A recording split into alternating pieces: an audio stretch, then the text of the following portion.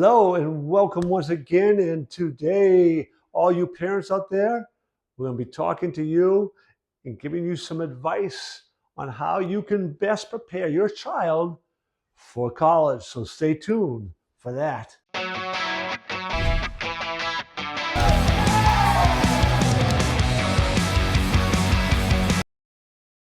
All right, parents, what do we need to do to get them ready? Got to prepare them academically. Got to prepare them socially, emotionally. That's a first major transition of their life, probably. Financially, financial literacy. We want to make sure we give them some skills there because the financial aspects of college is significant. There's other life skills besides the finances that we want to be talking about and helping them prepare for, and career readiness, helping them have a sense for what direction they want to take and even how to adapt when it's appropriate. So we're going to be talking about all those things in this video. So academically speaking, the best thing you can do is really instill a love of learning and curiosity. That begins at an early age. But the more you encourage that and bring that along, the better you get at asking them questions. Well, what do you think? Why do you think that is? And having dialogue with them. That encourages a love of learning. That love of learning is going to be the biggest thing to really help them when they get to college do well because they really are enjoying finding out.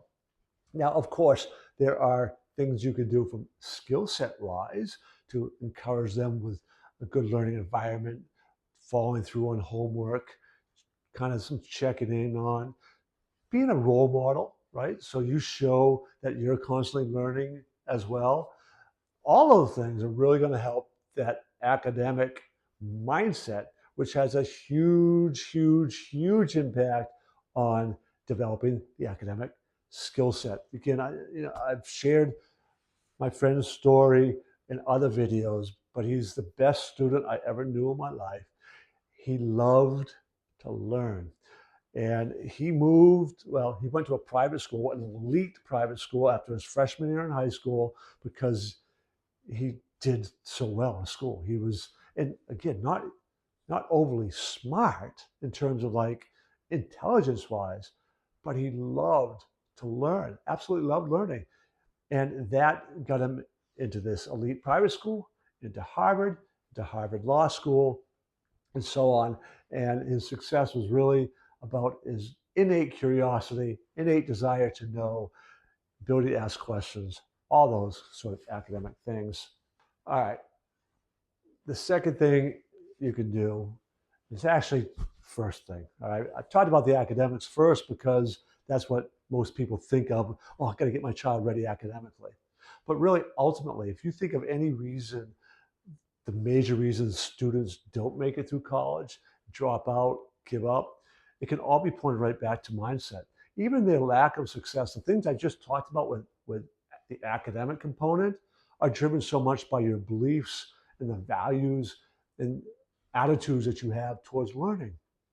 Well, in your move from high school to college, your ability to meet new people, to build new relationships, to have self-discipline, to manage the stresses, your study time, discipline, all of these things that you really need when you go to college are all connected right back to your mindset and the habits you build around really developing these beliefs you have about what you cannot achieve and accomplish, who you are as a person, all go into your confidence. Everything that you need to succeed in college and life can be directly put back towards your mindset. And parents, we can tremendously help with that formally by actually, there's specific trainings and discipline and course type things that you can do, but most certainly in how you help them begin to think positively, reframe negative situations, help them build habits around managing their stress level.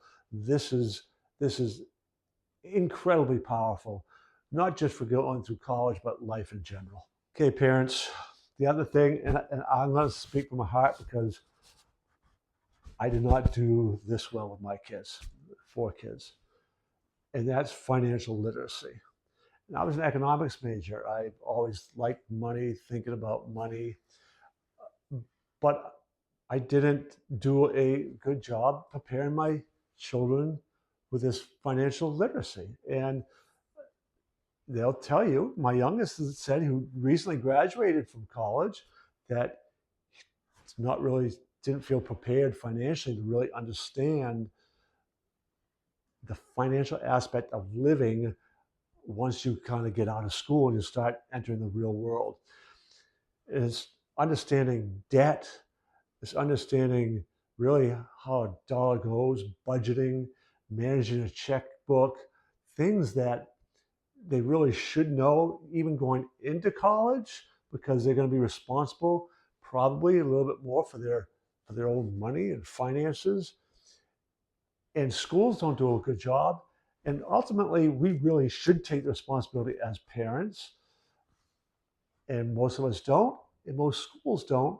So a high percentage of students leaving high school and leaving college say they are not prepared. They weren't prepared with financial understanding and knowledge what it takes to live in the real world. That's on us. We've got to change that. All right, not lastly, but the kind of next thing that goes on, the financial literacy and other life skills. And it has never ceased to amaze me at how many students I've had over the years who basic cooking, laundry, simple time management skills, managing calendars, they don't know how to do. They haven't done them. The idea of doing chores, somewhere, I don't know how, but somewhere that ball kind of got dropped. And again, I will admit that my wife and I, for a while, weren't doing so well with that. And then we kind of went, oh my goodness, we got to start giving them more responsibility, because they aren't doing some of the things around the house they really should be responsible for now that they're getting into high school. So we better make darn sure that as they're in middle school and high school, that they're doing these things that probably they could have even started at a much younger age. We could begin teaching them how to do their own laundry in elementary school, do it with them. That's it. Pour a little bit of soap in, turn it on, boom. I mean, 4th, 5th grade, they can begin learning some of those essentials. Those are the kind of life skills that we're talking about when they are on their own for the first time and know that they need to do their laundry and get that done. They don't feel kind of stressed going, gee whiz, I've never been into a laundromat, or I've never used a washing machine before. And I kid you not, I've been amazed at how many kids haven't done that even when they're in high school. So that's what we're talking about with other life skills. All right, parents, another area that, again, will fall on you sometimes. Sometimes your school, if you got them in a good school, there'll be guidance counsel-oriented courses and curriculum that help them begin to figure out what they are good at, what majors that might be associated with the skill sets that they have and naturally like and enjoy. But as a parent, you can help reinforce that by exposing them to other opportunities, pointing out different jobs. Show them what you do. Show them what work's like for you. Talk about what you have to do. Talk about other jobs in the industry that you work in, other things that you know about. See what they are good at and enjoy. Have them think about, well, what about this? But besides just jobs, because so often that's what we focus on, get a job. Get a job. But what about entrepreneurship? What about showing them how maybe they can solve a problem by creating a business, providing a service, encouraging them to start a lawn care business when they're younger, right?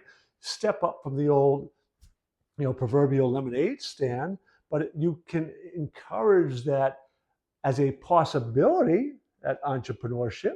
Not everybody is geared for that, but that is a viable opportunity. So besides just looking for jobs, get them thinking about that entrepreneurship and solving problems and how you go about doing that. And it can all kind of come together.